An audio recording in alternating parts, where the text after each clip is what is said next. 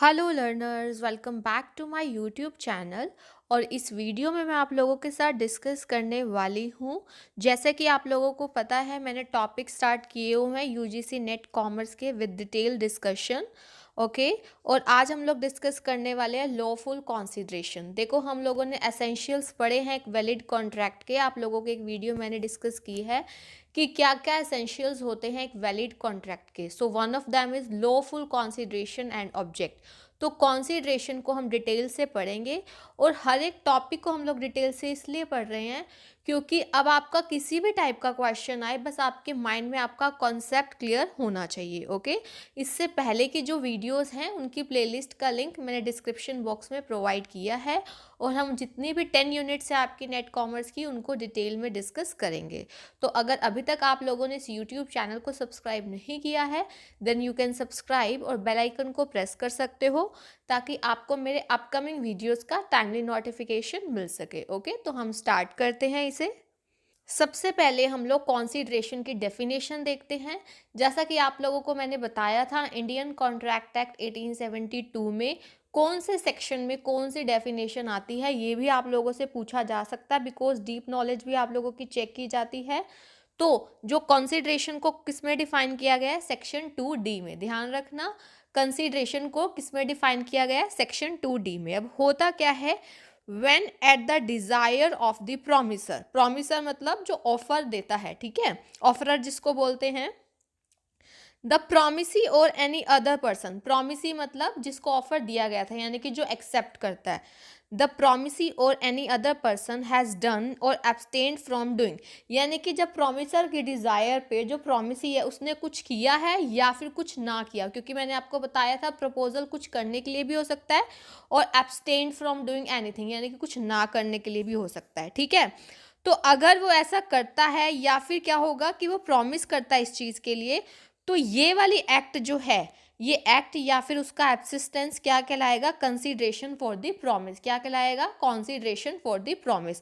अब इसको मैं आप लोगों को एक एग्जांपल के थ्रू बहुत अच्छे से क्लियर हो जाएगा। A makes a contract to sell his watch to be for ₹1000। ठीक है, ए जो है बी के साथ कॉन्ट्रैक्ट करता है। ए यहाँ पे कौन है, ऑफरर, या फिर हम कह सकते हैं प्रॉमिसर, और बी यहाँ पे क्या है, प्रॉमिसी है। ठीक है। तो अब आप ये देखिए कि एक की जो कॉन्सिडरेशन होती है वो दूसरे का ऑब्जेक्टिव होता है, यानी कि ऑब्जेक्ट होता है, क्योंकि हमारा टॉपिक क्या है, lawful consideration and object. Okay. तो सेलिंग द वॉच, अब वॉच को सेल करना ए का ऑब्जेक्टिव है, लेकिन बी को क्या मिलने वाला है, इस कॉन्ट्रैक्ट में वॉच मिलने वाली है, तो बी के लिए क्या है, कॉन्सिडरेशन है।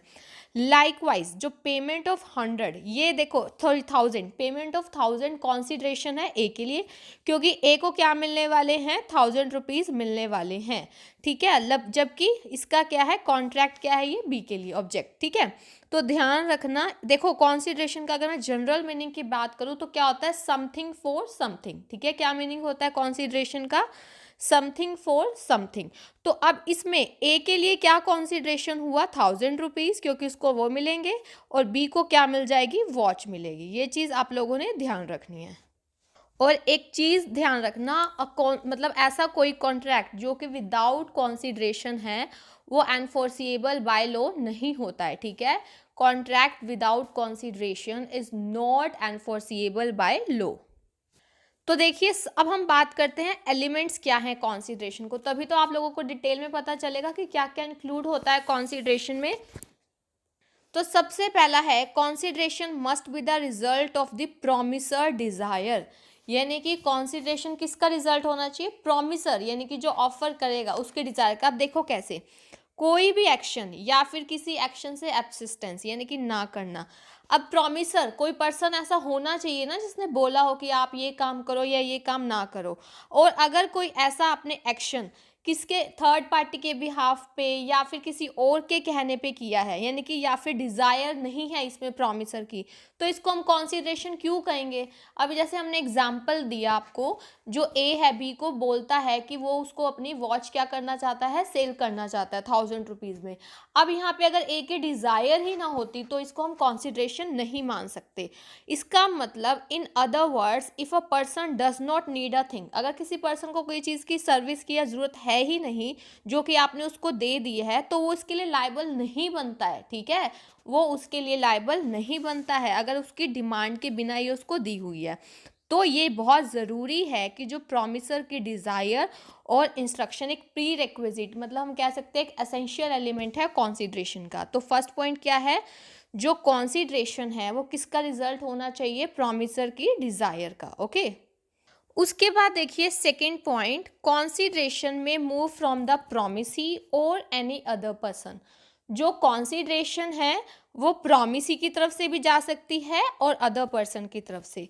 तो ये कैसे, देखिए जो प्रॉमिसी होता है वो कौन होता है, जो हमारे ऑफर को एक्सेप्ट करता है। तो ये ज़रूरी नहीं है कि कॉन्सिडरेशन उसकी तरफ से ही आए, वो दूसरे पर्सन की तरफ से भी हो सकती है।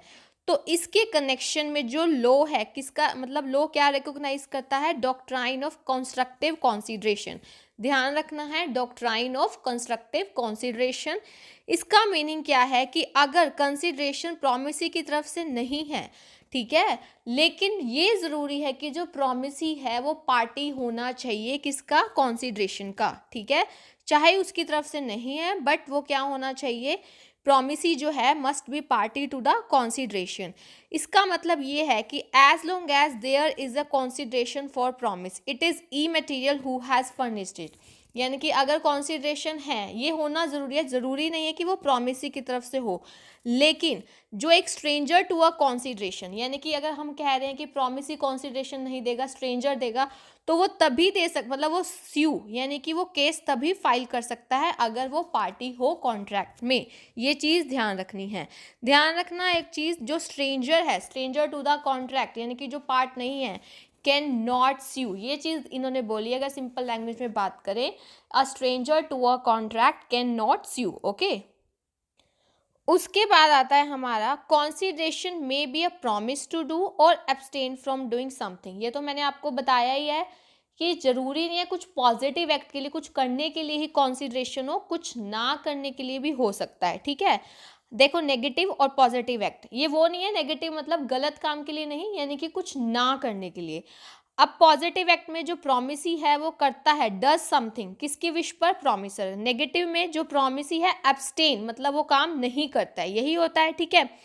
मान लो ए जो है कॉन्ट्रैक्ट करता है किसके साथ, बी के साथ, कि वो उसको हाउस सेल करेगा 10 लाख में, ठीक है, तो ये अब करेगा, ठीक है, सेल करेगा, तो ये पॉजिटिव एक्ट हुआ। तो इसमें 10 लाख जो है पॉजिटिव कॉन्सिडरेशन है। ऑन द अदर हैंड एक चीज़ देखिए, अगर ए ने लोन दिया है कितने का, 10 लाख का बी को, ठीक है, ए ने लोन दिया है 10 लाख का बी को और बोला है किसी डेट पे, मतलब कोई सर्टेन डेट डिसाइड कर ली, आप मुझे वापस देना, ठीक है, और वो बोल रहा है कि वो is thinking of filing a suit because he has not receive repayment, ठीक है। अब उसने बोला था कि मुझे इस पर्टिकुलर डेट पे पैसे वापस चाहिए ए को, लेकिन उसको पैसे नहीं मिले हैं, तो वो सोच रहा है कि वो इसके लिए अब क्या कर दे, केस कर दे, लेकिन बी ने उसको बोला not to file the suit, यानी कि यहाँ पे अब बी ने उसको कुछ ना करने के लिए बोला है। उसने बोला कि आप मेरे खिलाफ केस मत करो, मतलब नहीं करो, और 1 लाख इसकी जगह ले लो एज इंटरेस्ट फॉर 1 ईयर, ठीक है। जब अब उसके बाद 1 साल के बाद वो आपको लोन पे कर देगा, तो ये नेगेटिव एक्ट है, यानी कि यहाँ पर कॉन्सिडरेशन क्या है, for not filing the suit. तो प्रॉमिस पॉजिटिव एक्ट के लिए भी, कुछ करने के लिए भी हो सकता है और कुछ ना करने के लिए भी हो सकता है। ओके, उसके बाद देखिए जो कॉन्सिडरेशन है पास्ट, प्रेजेंट और फ्यूचर। जो कॉन्सिडरेशन है पास्ट भी हो सकती है, प्रेजेंट भी हो सकती है, एज वेल एज फ्यूचर भी हो सकती है। अब सबसे पहले हम बात करते हैं पास्ट कॉन्सिडरेशन की।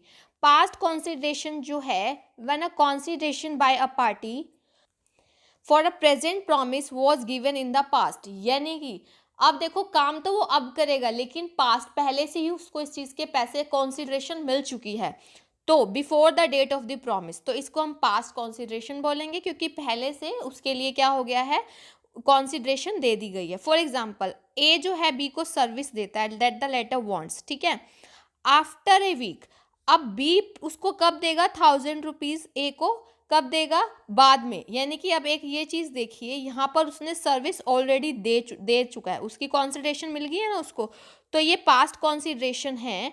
और यहाँ पे जो है ए को एंटाइटल्ड यानी कि उसको वो प्रॉमिस्ड अमाउंट मिलना चाहिए, ठीक है। ये चीज़ ध्यान रखना, ए ने ऑलरेडी कंसिडरेशन यानी कि वो सर्विस उसने दे दी है, ओके। उसके बाद आता है प्रेजेंट कॉन्सिडरेशन। प्रेजेंट में सब कुछ साथ साथ, a consideration to do abstain from doing something given simultaneously, मतलब साथ ही साथ, ठीक है। For example cash sale. अब कैश सेल में क्या होता है, आपको जो चीज़ चाहिए वो सर्विस या थिंग आपको मिल जाती है और साथ के साथ आप कैश पेमेंट कर देते हैं। That is the example of present consideration, okay. Future consideration में क्या होता है, जो आइडिया होता है from one party to the another is to the pass subsequent to the act of doing और एब्सटेनिंग फ्रॉम डूइंग समथिंग। यानी कि यहाँ पे क्या है, यहाँ पे आइडिया नहीं, यहाँ कॉन्सिडरेशन कीजिए, इसको करेक्ट कीजिए। जब कॉन्सिडरेशन आपकी कहाँ से जाएगी, from one party to another, कैसे जाएगी, फ्यूचर में। फॉर एग्जाम्पल ए बोलता है, प्रॉमिस करता है कि 100 क्विंटल्स ऑफ राइस जो है सेल करेगा, जो कमिंग क्रॉप जो अब होगी फसल, एट 800 पर क्विंटल टू बी। और बी बोलता है कि वो पेमेंट जैसे इसको मिल जाएगी वो चीज़, मतलब जो राइस उसको मिल जाएंगे उसके वो पेमेंट कर देगा। तो ये फ्यूचर कॉन्सिडरेशन है, ओके। उसके बाद आता है जो कॉन्सिडरेशन है वो लीगल होनी चाहिए, रियल और सर्टेन। ये बहुत इंपॉर्टेंट पॉइंट्स है जो मैं आप लोगों को डिस्कस कर रही हूँ। आप लोगों को इसके जरूर नोट्स बनाने हैं, क्योंकि आप लोगों को जो नेट कॉमर्स की तैयारी कर रहे हैं, हो सकता है कि जैसे आप लोगों ने पहले ग्रेजुएशन लेवल पे अपने पढ़े हैं, कई बार हमें चीज़ें ध्यान नहीं रहती हैं। तो जो भी नया पॉइंट लगेगा साथ के साथ आप लोगों ने इसको नोट करना है, ठीक है। देखो, consideration must be legal, real and certain. तो सबसे पहले लीगल देखते हैं। ऐसा कोई कॉन्ट्रैक्ट जिसपे कॉन्सिडरेशन हमारी इलीगल, गैर कानूनी है, अनरियल यानी कि जो चीज़ रियल नहीं है, या फिर अनसर्टेन है, हमें पूरा पता नहीं है, तो वो वॉइड होता है, ठीक है। तो इस केस में जो पार्टीज हैं वो हेल्प नहीं ले सकती हैं लॉ की। फॉर एग्जाम्पल, अगर ए प्रॉमिस करता है बी को 10,000 देने की, अगर वो सी को मारता है, ठीक है, क्योंकि ए का सी के साथ झगड़ा है, तो ये एक इलीगल कंसिडरेशन होगी बी के लिए, ठीक है। और अगर वो सी को मार देता है और ए मना कर देता है पेमेंट के लिए कि मैं अब तुम्हें 10,000 नहीं दूंगा, तो वो लॉ का रिकोर्स तो नहीं ले सकता ना, ठीक है। उसके बाद अगर इस एक और एग्जांपल देखिए, if X promises to give an amount of money to Y and Y promises to pay for X long life, it would be a consideration which is not real for X, ठीक है। अब यहाँ पे आप simple सी बात है, real होना चाहिए ना। अब ऐसे थोड़े ना, ये तो सब कुछ जैसे लॉन्ग लाइफ की यहाँ पर बात कर रहे हैं, प्रे करेंगे, तो ये ऐसा कुछ नहीं है, ऐसा नहीं होना चाहिए, ठीक है। उसके बाद अगर मान लो यहाँ पर सर्टेन, सर्टेन का मतलब यहाँ पे क्या है कि अगर ए कहता है कि वो बी को अपनी कार सेल करेगा for whatever B wants to pay for it. अब यहाँ पे उसने अमाउंट नहीं बताया कि वो बी जितना भी अमाउंट देना चाहता है, तो ये अनसर्टेन कंसिडरेशन हो जाएगा और जो कॉन्ट्रैक्ट है वो वॉइड होगा। ये चीज़ ध्यान रखनी है। उसके बाद आता है हमारा consideration need not be adequate. मतलब कॉन्सिडरेशन का एडिक्वेट, एडिक्वेट मतलब कितनी है, कितनी सही है, ठीक है, वो होना ज़रूरी नहीं है। ये कैसे, देखो कॉन्सिडरेशन क्या है, something in return. Something in return जरूरी नहीं है कि जितने की वो चीज़ थी, ठीक है। समथिंग गिवन यानी कि आपने कुछ दिया, समथिंग गिवन, और उसके बदले आपको समथिंग इन रिटर्न मिला, ज़रूरी नहीं है ये बिल्कुल इक्वल हो। एडिक्वेट वही बोला हुआ है, ठीक है। लॉ ये बोलता है कि कॉन्ट्रैक्ट जो है कॉन्सिडरेशन उस पर होना चाहिए, ठीक है, लेकिन लॉ इसके रिगार्डिंग नहीं देखता कि आप लोग कितने में दे रहे हो कोई चीज़। फॉर एग्जाम्पल, अगर 1 लाख की कार ए अपने फ्रेंड को मतलब बी को 10,000 में बेचने के लिए तैयार है, देखो 1 लाख की कार वो 10,000 में सेल करने के लिए तैयार है, तो ये इनएडिक्वेट। बट यहाँ पे कॉन्सिडरेशन तो है। और एक चीज़ ध्यान है कि फ्री कॉन्सेंट होना चाहिए, ए का यहाँ पर फ्री कॉन्सेंट होना चाहिए, तो इस एग्रीमेंट को हम कॉन्ट्रैक्ट यानी कि वैलिड मान सकते हैं। यहाँ पर ये बात समझनी जरूरी है कि फ्री कॉन्सेंट होना चाहिए पार्टीज का। जरूरी नहीं है जैसे 1 लाख की कार वो 10,000 में सेल कर रहा है यहाँ पर, तो ये ज़रूरी नहीं है कि ऐसा नहीं हो सकता, ठीक है। बट एडिक्वेट होना ज़रूरी नहीं है, बट फ्री कंसेंट होना चाहिए, ठीक है। तो ये मैंने आप लोगों के साथ डिटेल में डिस्कस किए हैं सारे एलिमेंट्स। कॉन्सिडरेशन कौन से सेक्शन में डिफाइन है, उसका एग्जाम्पल, उससे रिलेटेड पॉइंट्स और इससे पहले वाले जो टॉपिक है उनके भी आप लोगों को ज़रूर नोट्स बनाने हैं साथ के साथ डेली बेसिस पर। ओके। और यूजीसी नेट कॉमर्स के लिए अलग से जो है एमसीक्यूज़ की प्रैक्टिस चल रही है, वो भी आप लोगों ने देखनी है, उसकी प्लेलिस्ट का लिंक प्रोवाइड किया गया है, ठीक है। और आप लोग जो है टेलीग्राम ग्रुप भी ज्वाइन कर सकते हो, उसका लिंक भी डिस्क्रिप्शन बॉक्स में प्रोवाइड किया गया। Okay, thank you so much, keep learning and have a nice day.